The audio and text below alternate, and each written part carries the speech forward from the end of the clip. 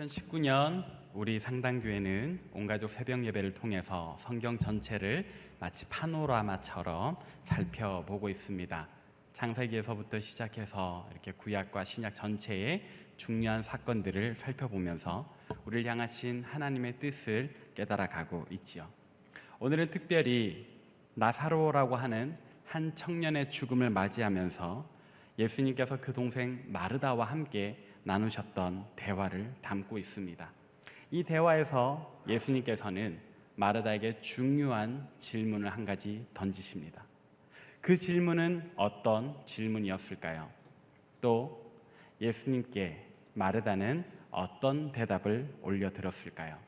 우리는 오늘 예수님께서 던지셨을 그 질문과 또 마르다가 주님께 쓸 그 대답을 유의하면서 말씀을 청해 듣도록 하겠습니다. 먼저 오늘 본문 말씀의 배경을 잠깐 살펴보고자 합니다.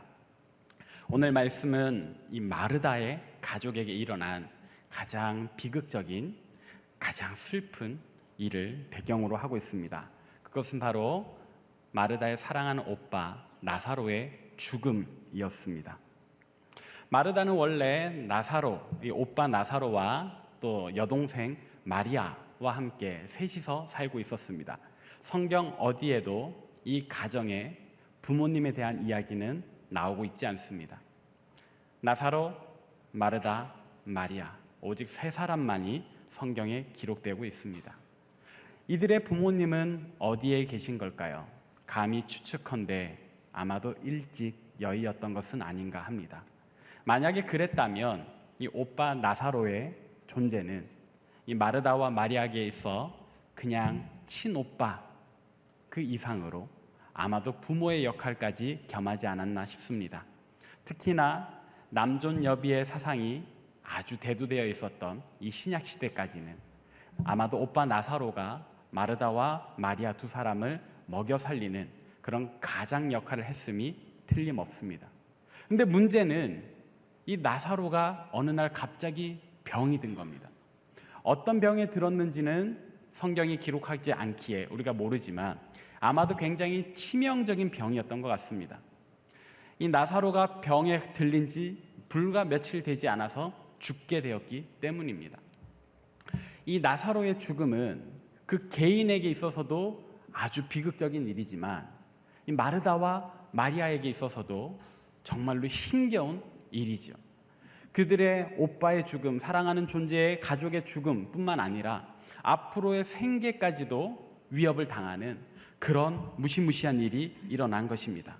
이제 마르다는 또 그 동생 마리아는 어떻게 살아야 했을까요? 모두가 큰 슬픔을 당해 말을 잇지 못하던 그때에 예수님께서 마르다를 찾아오셨습니다. 사실 오빠 나사로가 아프기 시작한 때부터 무언가 심상치 않았음을 느꼈던 마르다는 그 즉시 예수님께 편지를 보냈습니다. 선생님, 우리 오빠 나사로가 죽게 되었으니 빨리 오셔서 우리 오빠를 좀 고쳐주십시오. 좀 낫게 해주십시오. 아주 긴급한 기도 제목을 담아서 예수님께 도움을 요청했습니다. 그런데 이 편지를 받은 예수님께서는 좀 의아한 행동을 하셨습니다. 예수님께서는 마르다의 긴급한 편지를 받으시고서도 이틀을 묵묵부답하셨던 겁니다. 이 긴급한 환자 나사로에게 있어서 이틀이란 시간은 너무나도 중요한, 너무나도 그 골든타임과 같은 시간이었을 텐데 예수님께서 어째서 이틀을 더 머무르셨던 것일까요? 그리고 왜 그제서야 마르다를 찾아오셨던 것일까요? 마르다 입장에서는 예수님께서 조금만 더 일찍 오셨더라면, 아니 지체하지 않고 즉시 와주셨더라면 우리 오빠 나사로가 죽지 않았을 텐데 하는 그런 믿음이 있었습니다. 근데 예수님께서 늦게 오셨기 때문에 내 사랑하는 오빠가 죽을 수밖에 없었다, 우리 가정에 이렇게 비극적인 일이 일어날 수밖에 없었다 하는 원망이 자리 잡게 되죠. 그래서 예수님께서 오셨을 때 마르다는 큰 슬픔을 감추지 않습니다. 예수님 왜 이제서야 오셨습니까? 하는 원망 섞인 목소리를 바랍니다. 우리는 이 상황을 글로 대하기 때문에 이렇게 실감나지 않을 수 있습니다. 그러나 그러나 마르다 본인에게는 정말 이날 같은 일은 다시 없었으면 하는 그런 괴로운 날이었을 겁니다. 눈앞에서 죽어가는 오빠를 보면서 예수님께 도움을 청했건만 그분께로는 아무런 응답도 없다. 얼마나 괴로운 시간이었겠습니까? 끝내 오빠 나사로가 죽는 그 순간에는 마치 자기 숨이 멎는 것 같은 그런 괴로운 심정이었을 겁니다. 그런데 이것이 꼭 나사로의 마르다만의 이야기입니까? 오늘 우리 삶에도 그 내용은 조금 다를지라도 이와 비슷한 경험들이 때때로 찾아올 것입니다. 우리에게도 경중은 다르겠지만 우리 개인에게 또는 우리 가정에게, 우리 사회에 정말로 주님의 도움이 아니고서는 헤쳐나갈 수 없는 그런 어려운 순간이 있지 않습니까? 그런데 여러분, 대답해 보십시오. 그때 여러분들 얼마나 간절히 기도하셨습니까? 근데 여러분들의 간절한 기도 제목에 항상 주님께서 즉각적으로 응답해 주셨습니까? 아마도 많은 분들이 주님의 즉각적인 응답보다는 마치 들으시지 않는 것 같은 그런 유예 기간을 더 많이 경험하셨을 겁니다. 하나님께서 정말로 살아계신가?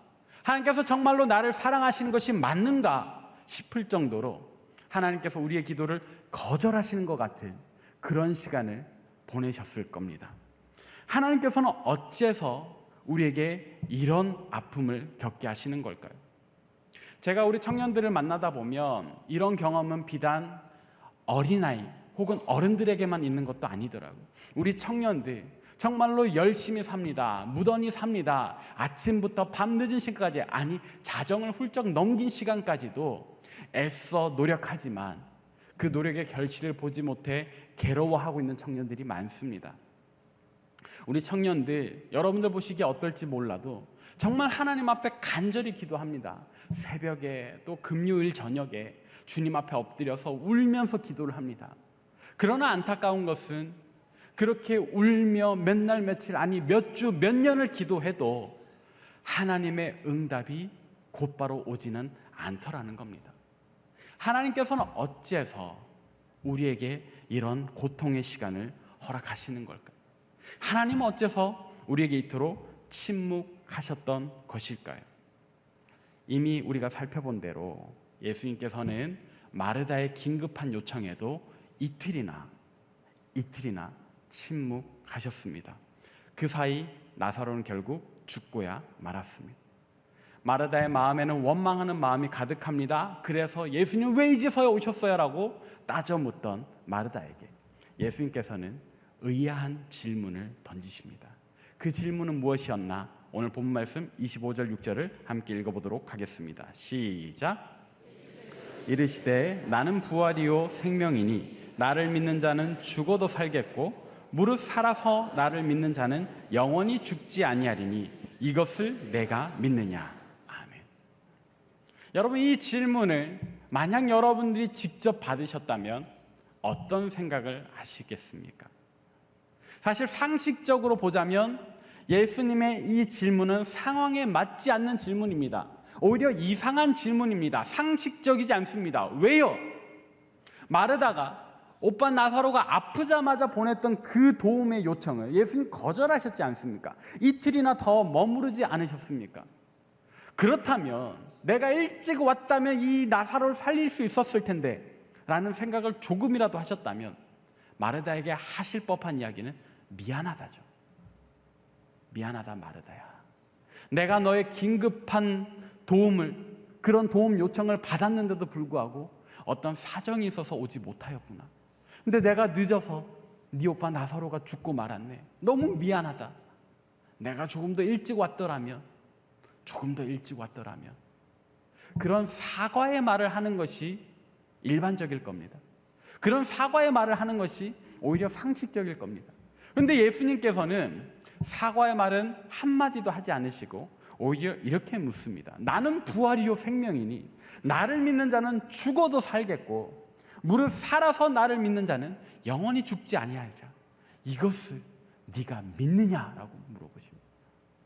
예수님의 이 질문은 우리에게 주실 영원한 생명의 근원, 우리 주님이시라는 것과 우리 주님께서 우리에게 그 영원한 생명을 보증하셨다, 약속하셨다라는 진리를 선포함과 동시에 한편으로는 너 이렇게 슬픈 상황에서도 정말 나를 굳게 믿고 있니?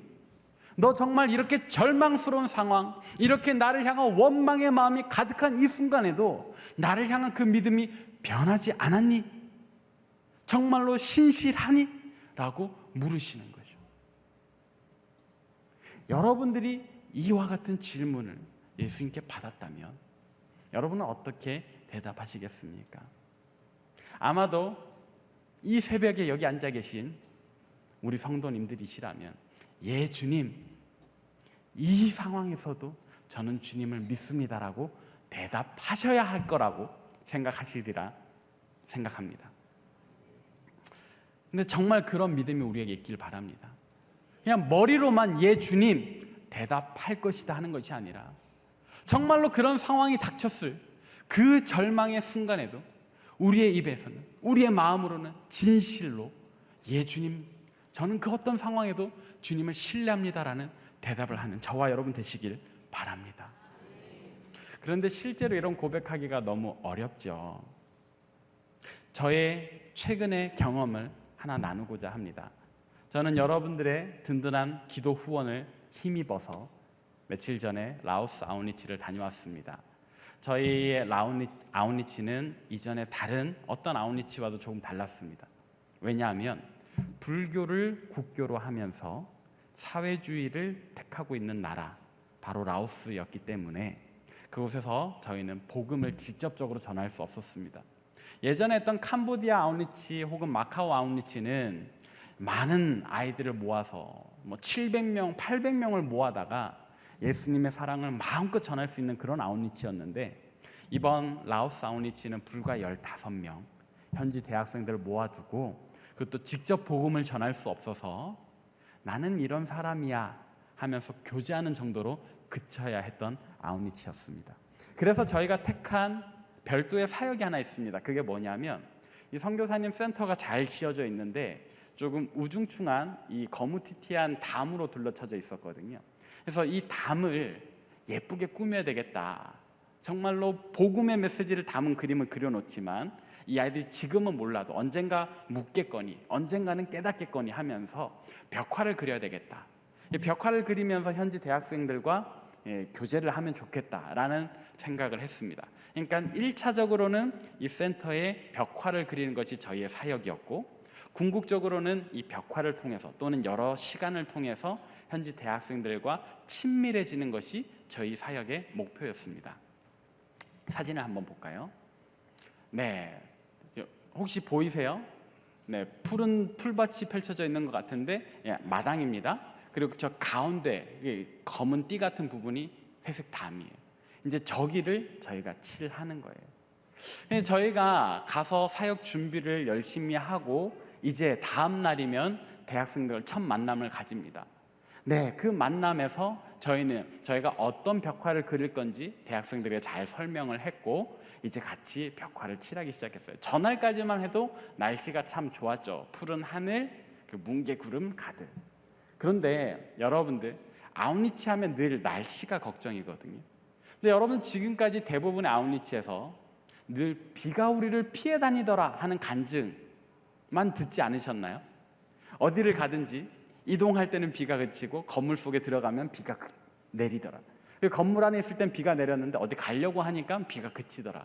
근데 이번에 저희 아웃리치는 더 특별했던 이유가 비가 늘 따라다녔습니다. 근데 문제는 저희가 벽화를 그려야 되잖아요. 근데 비가 오면 벽화를 그릴 수 없어요. 저희가 날씨를 위해서 많은 기도를 했거든요. 근데 하나님께서 저희 기도를 물리치시고 비를 한가득 내려주셨습니다. 어느 정도 비가 왔는지 다음 사진 한번 볼게요. 그냥 화면이 뿌연가 싶으시겠지만 저게 비 때문에 가려진 사진입니다. 사진으로 보니까 이해가 조금 덜 하실 수 있는데 동영상으로 한번 볼게요.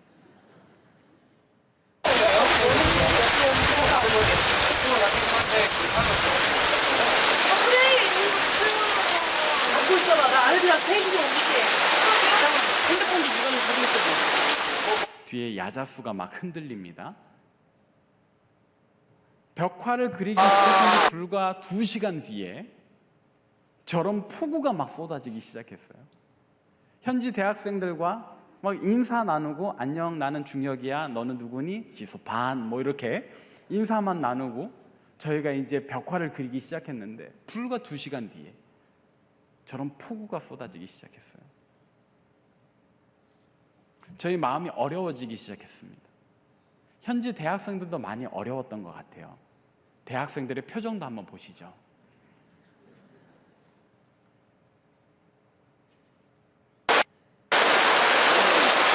여기 보이는 친구들은 현지 대학생들인데 모든 뒤에 저희가 손을 씻을 정도입니다. 굉장히 어둡습니다. 저희 모든 팀원들의 마음이 어려워지고 있었는데 특히 저의 마음은 무너지고 있었습니다. 목사가 돼서 날씨를 위해서 기도했는데 비가 폭우처럼 쏟아지고, 전날 저 떨어지는 빗물에 손을 씻는 저희 팀원을 보면서 하나님, 비를 멈춰 주십시오라고 기도를 했어요. 하나님, 제발 비 좀 멈춰 주십시오. 저희 벽화 그려야 되는데 비가 웬 말입니까? 그것도 이런 폭우가 웬 말입니까? 비 좀 그쳐 주시고 먹구름을 거두어 주십시오라고 기도를 했는데 들려오는 어떤 응답이 있어요. 그게 뭐냐면 그날 밤 숙소에서 들은 개구리 소리입니다. 비가 막 너무 많이 오니까 개구리들이 더 크게 소리를 질러요. 다음 날도 그 다음 날도 비는 멈추지 않았습니다. 결국 이번 아웃리치 동안에 저희가 할 수 있었던 것은 그냥 선교사님 댁의 그 좁은 거실에 그냥 모여 앉아 있는 거였습니다. 벽화가 준비한 유일한 사역인데 벽화를 그릴 수 없으니 그냥 실내에 머물러 있는 거죠. 저의 마음은 굉장히 불편했습니다. 하나님께서 왜 우리가 어떻게 여기까지 왔는데 얼마나 많은 시간을 드리고 얼마나 많은 에너지를 드리고 얼마나 많은 물질을 드리고 얼마나 많은 성도들의 기도를 힘입어서 여기까지 왔는데 하나님께서 이렇게 우리 사역을 망치시나 라는 생각을 했습니다. 근데 여러분, 신기한 거는요, 돌아보니까 하나님이 오르셨어요. 그럼 무슨 이야기냐? 벽화는 저희의 1차적인 사역이었습니다. 그죠? 근데 저희의 궁극적인 목표는 뭐예요? 현지 대학생들과 깊은 교제를 나누고 그들로 하여금 그리스도인은 어떤 존재들인가 궁금하게 하는 거였어요. 그래서 우리는 살아계신 하나님을 믿는 사람들입니다. 그 한마디 하는 것이 저희 사역의 궁극적인 목적이었는데 어쩌면 저희 팀의 마음은 너무 벽화에만 쏠려 있었나 봐요. 저의 마음도 벽화에만 쏠려 있었나 봐요. 그래서 하나님께서 저희의 기도를 물리치셨던 겁니다.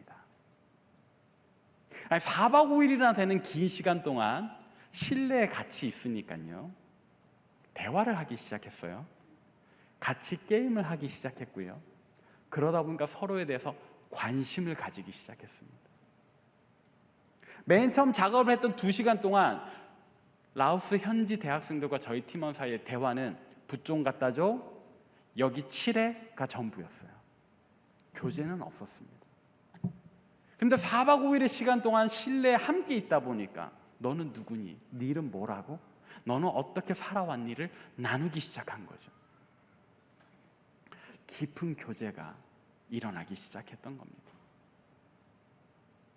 나중에 우리가 함께 고백하는 것은 만약에 하나님께서 비를 주지 않으셨더라면, 만약에 하나님께서 비를 일찍 멈춰 주셨더라면 어쩌면 우리의 교제는 그렇게 깊어지지 않았을지도 모른다.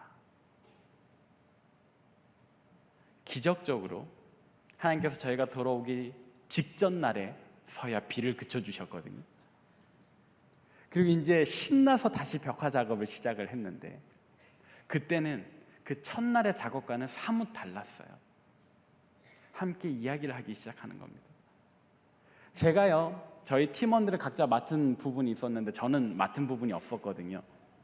그래서 이렇게 나머지 벽을 흰색으로만 칠하고 있었는데 세상에 라오스 현지 친구들이 저한테 와서 이렇게 얘기를 하는 겁니다. 그 친구들이 제게 이렇게 라오스식 이름을 붙여준 게 있어요. 자두입니다. 네, 제 이름이 자두예요. 네, 제 한글 이름이 정중혁이라고 해서 우리 세상의 빛이라는 이름을 그런 뜻을 가지고 있는데 라오스 말로 자두가 빛이래요. 그래서 이제 좋은 이름이죠.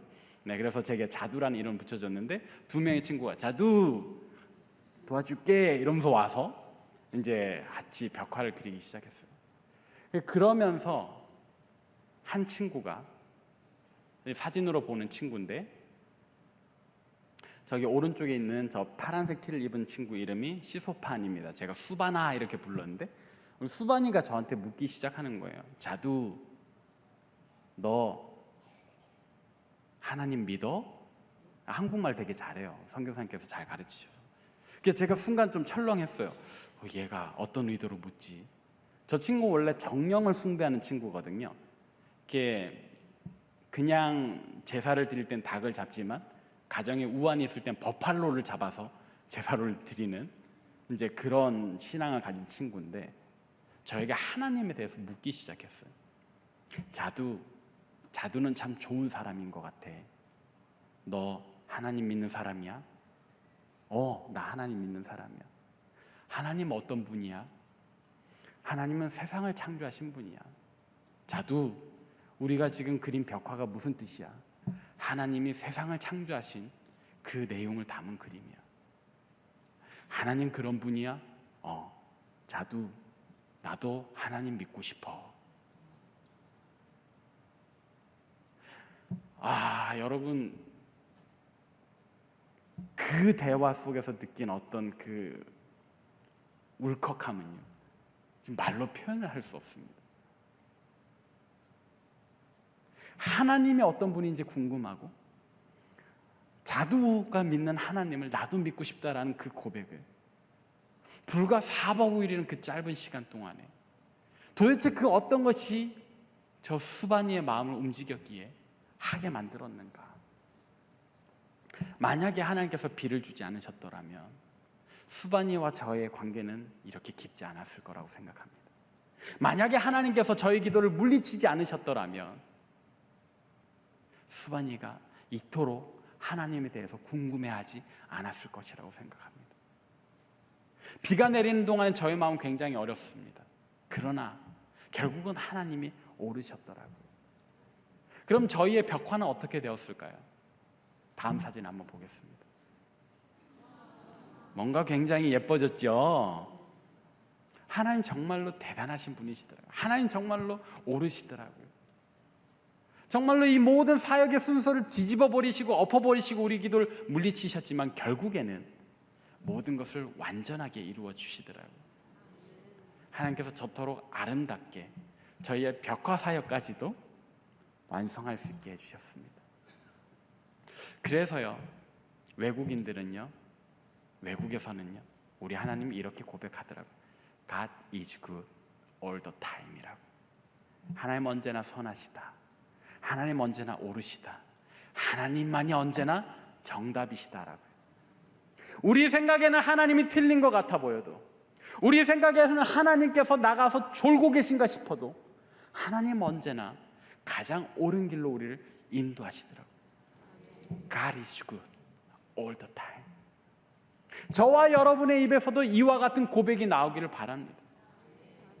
예수님께서는 이런 고백을 마르다에게 요청하셨습니다. 너 나를 믿니라고 물으실 때 마르다는 뭐라고 대답했는가? 우리 같이 오늘 본문 말씀 27절을 읽어보도록 하겠습니다.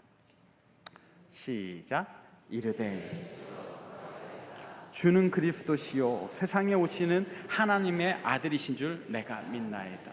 아멘. 마르다의 고백이 길게 썼지만 바로 그거예요. 예 주님 믿습니다.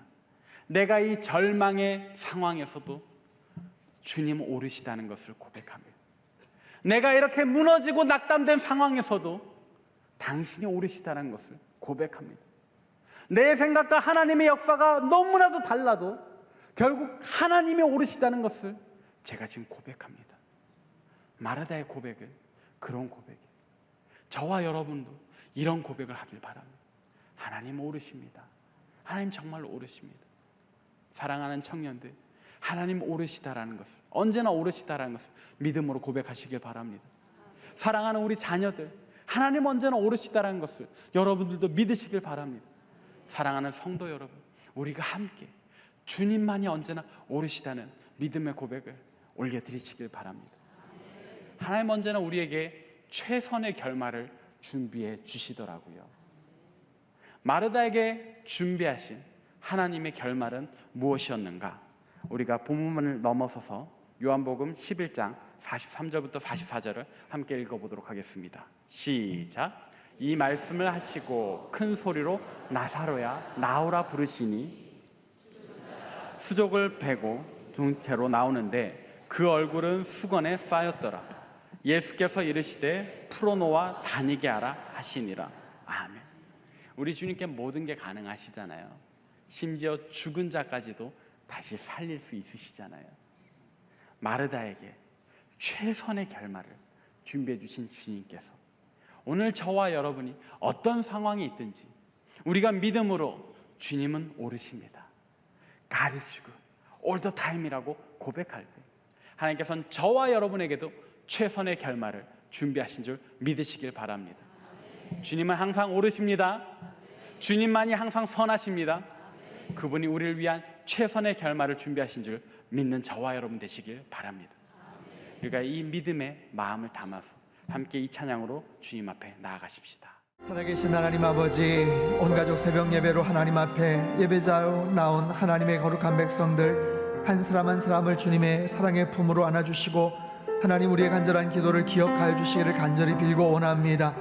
주님, 힘들고 어려운 시대를 살아가면서 우리의 소망은 여호와 하나님 한 분밖에 없음을 다시 한번 믿음으로 고백을 합니다. 하나님은 살아계시고 언제나 선하신 하나님이신 줄 믿습니다.